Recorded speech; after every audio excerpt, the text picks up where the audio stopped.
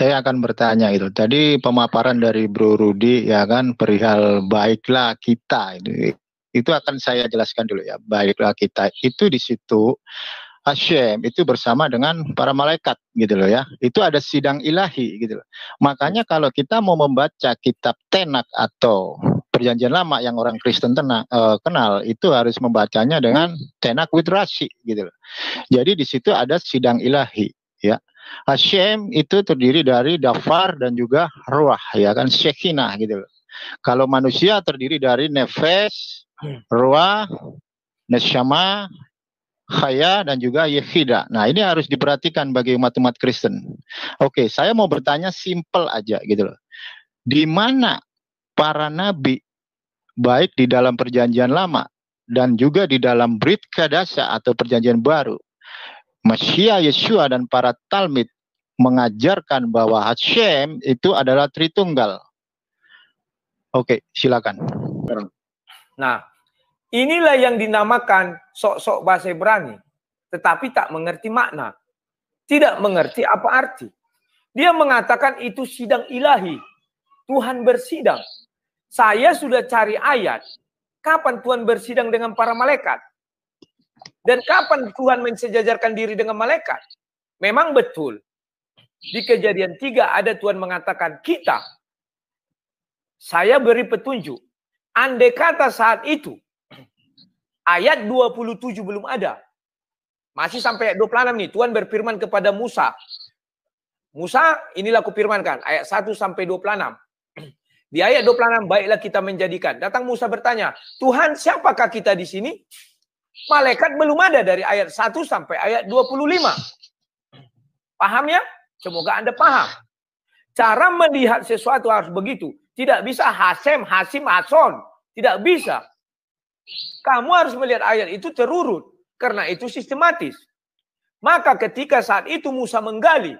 Yang digali Musa adalah hanya ada 4 hal. Yang pertama, Kejadian 1 ayat 1, Allah, roh Allah, firman Allah, dan ciptaan Allah. Siapa ciptaan Allah? Apakah malaikat? Malaikat belum disebut di situ. Sehingga malaikat tidak terdapat di situ. Paham ya? Diupayakan tidak ketawa, tidak cengengesan. Karena cengengesan menunjukkan Anda lemah. Cuma untuk menutupi kelemahan Anda ketawa. Anda belum terbiasa berdiskusi. Karena Anda pertama tadi ketawa, maka saya senyum-senyum juga. Setelah ini saya tidak akan senyum-senyum. Karena senyum-senyum sejenis mengejek. Tolong dipahami itu. Kalau Anda, oke, saya bertanya. Anda tidak setuju dengan Tritunggal.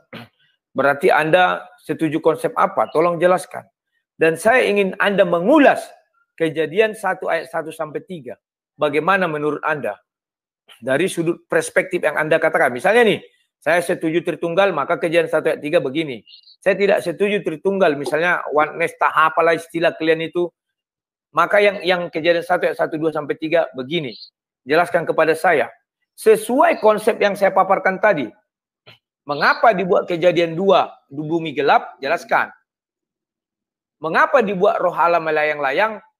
Pertanyaan saya hanya 2, tetapi konteks Anda menjawab seperti saya menjawab. Silakan. Oke, tapi sebelumnya kalau kita mau membaca kitab suci, apalagi PL itu kan Tenak gitu. Tenak itu kan Torah, Nefim, dan Ketuvim gitu. Dan kalau kita membaca di dalam Kejadian atau dalam bahasa Hebrew-nya adalah Bereshit. Di sini gue bukan kejadu-jadian ya.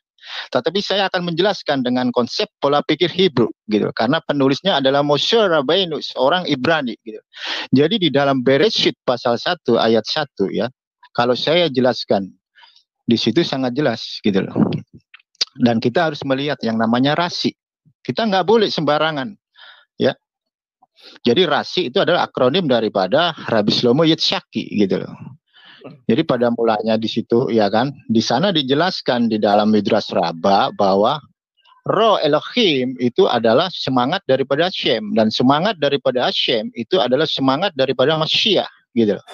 Ya. Jadi Hashem itu terdiri dari dafar dan juga ruah gitu loh. Dan ketika Hashem berfirman baiklah kita, di sini bukan Hashem sendiri, tetapi itu di sana sudah ada yang namanya malaikat gitu loh. Kenapa saya bilang ada malaikat? Karena di hari kedua, kalau Anda tahu Torah Shebalpeh, yaitu Torah lisan, maka Anda akan mengerti bahwa malaikat sudah diciptakan di hari kedua. Nah, ini yang harus Kristen tahu gitu loh. Kenapa? Karena Mesias kita adalah Yesua, itu orang Yahudi dan dia mengajar sesuai dengan pola pikir Yahudi, bukan pola pikir Goy atau Goyim ya. Nah, ini yang harus kita mengerti. Jadi jangan sampai kita ngasal gitu loh. Ya, kita harus apa ya? Sesuai dengan apa yang dikatakan oleh Rabbi Shlomo Yitzhaki. Kita harus sesuai dengan ajaran Khashal gitu loh. Ya. Jadi kita nggak boleh dengan seenaknya apalagi berkata bahwa Hashem itu adalah Tritunggal. Itu sangat-sangat tidak boleh gitu loh, menurut pandangan daripada konsep otoriter rabbinik. Bahkan Yesua pun seorang rabi, dia tidak pernah mengajarkan bahwa Shem itu adalah Tritunggal atau Hashilus. Tidak ada. Karena apa? Nanti itu masuk ke dalam ranah Avodah Zarah gitu loh. Kalau kita membahas kita Bereshit panjang. Bro, sebentar bro, tolong kau jelaskan kamu Tritunggal apa enggak? Itu dulu pertama. Iya, nanti ini saya jelaskan gitu. Beresit ini, tapi kamu nggak terangkan. Biar aku paham pikiranmu. Yang kedua, kamu harus tunggu ini waktu saya, ini waktu saya. Memang waktu. Iya, waktu. Tapi kamu nggak jawab sedikit pun. Lucu, hanya ketawa-ketawa aja. Ya silakan Bro Fen. Saya jelaskan ini waktu saya gitu loh, nggak boleh kayak gitu. Makanya saya malas kalau diskusi di sini itu malas gitu. Makanya saya jelaskan gitu loh. Seperti ini nggak bagus bro. Kamu sama dengan si Fahrudin tidak menyentuh apa yang saya tanya. Jelaskan kejadian saya. Kamu bilang kejadian hari kedua sudah ada malaikat. Tak kasih ayatnya. Pada bagian mana malaikat? Kita baca sama-sama. Begitu menjelaskan. Lah, makanya ya kan kalau Anda mau mengutip Tenak, Anda harus ngelihat Rasi gitu loh. Itu ada Tenak with Rasi. Itu kitabnya orang Ibrani gitu loh. Di hari kedua. Sebentar bro, lucu, buka ayatnya kayak gini loh. Coba bagikan sebentar ya, sebentar. Nanti kau tapai waktumu. Coba buka dulu ayat Alkitabnya bro. Begini misalnya kamu bilang di hari kedua ya. Kamu buka kan ayatnya. Ini saya Kristen loh. Kamu harus ambil dari kitab suci saya. Contoh ini. Berfirmanlah Allah jadilah tengah air. Tunjukkan inilah adalah malaikat. Gitu bro. Gimana sih? Saya kasih tahu Bro Rudi, ini waktu saya bicara gitu loh. Kalau saya menipu, tunggu dulu. Oke, saya live ya. Saya nggak suka diskusi kayak begini. Saya nggak suka diskusi kayak begini. Ya, saya nggak suka. Kau bicara ayat ada. Ayatmu mana? Kasih tahu kami biar kami bisa baca. Iya bro. Iya. Saya menjelaskan gitu loh. Saya menjelaskan di sini ada. Ayatnya mana? Kami nggak tahu buta. Saya ini menjelaskan gitu. Makanya nggak suka diskusi. Iya, tadi kamu bilang hari kedua. Biar kamu belajar. Kalau kamu bilang hari kedua, kamu tunjukkan ayatnya. Oke. Ya. Ayatnya mana? Rudi, ya silakan biarkan dulu Bro Valen menjawabnya, Le. Ya, oke. Yuk, silakan jawab. Oke, saya jelaskan ya. Di dalam Torah Shebalpeh itu sangat jelas baik Rasi maupun Khashal itu udah menerangkan di dalam konsep. Anda mau mencari silakan gitu loh. Kok aku yang mencari? Saya tidak berbohong. Kamu buka kan loh, sama ini saya bilang, tunggu dulu, Anda jangan ngomong. Saya mau ngomong gitu loh. Anda biarkan Bro Valen menjelaskan dulu. Oke, silakan. Saya nggak pernah bohong gitu loh ya. Ngapain saya bohong? Saya berani bertaruh di sini. Kalau saya bohong bisa masuk ke dalam ranah pihak berwajib gitu loh. Saya bukan kaleng-kaleng. Ya. Jadi, kalau saya menjelaskan, tolong didengarkan gitu loh. Konsep Judaism mengajarkan bahwa hari kedua itu malaikat sudah diciptakan. Nah, makanya saya mengkritisi Anda ya kan, saya mengkritisi Anda ketika Elohim berfirman, baiklah kita, di sana ada sidang ilahi gitu loh. Di sana ada Shem dan ada malaikat. Di dalam kitab suci tidak pernah tertulis ada malaikat. Nah, di mana kita harus tahu perihal malaikat itu? Kita harus membuka Torah Shebalpeh. Umat Kristen tidak tahu Torah Shebalpeh. Taunya cuma 5 kitab Musa gitu loh. Kalau saya mau menceritakan Torah Shebalpe panjang gitu loh. Ketika Hashem memerintahkan Moshe Rabbeinu untuk naik ke Gunung Sinai, ketika itu juga Hashem memberikan Asyeret Adofarim atau 10 firman Elohim. Di situ juga Hashem mengajarkan perihal Torah lisan atau yang disebut dengan Torah Shebalpe. Nah, Torah Shebalpe ini seiring dengan berjalannya waktu sampai kepada zaman Yehuda Hanasi, Torah Shebalpe ini dibukukan dalam sebuah buku, yaitu kitab yang disebut dengan Talmud, terdiri dari Mishnah dan Gemara, dibagi menjadi dua versi, Talmud Babilonia dan Talmud Yerusalem. Makanya kalau Anda mau mencari di mana malaikat diciptakan, buka Torah Shebalpe gitu loh. Kenapa?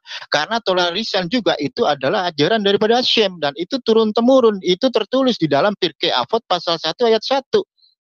Itu kalau Anda seorang Kristen yang mau kredibel, mencari tahu gitu loh. Jangan terpaku dengan satu teks. Ya, apalagi Anda seorang debater loh. Seorang debater, masa Anda cuma modalnya LAI, terjemah Lembaga Alkitab Indonesia?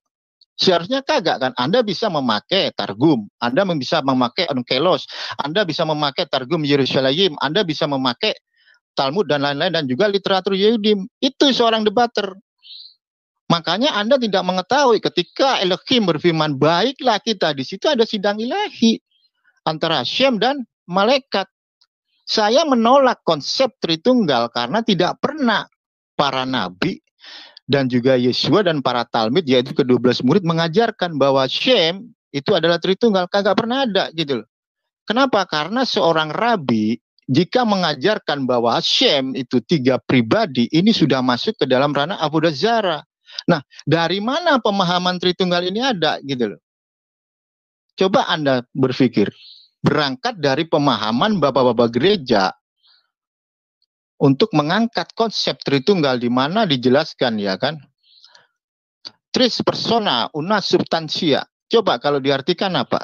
3 pribadi di dalam satu hakikat.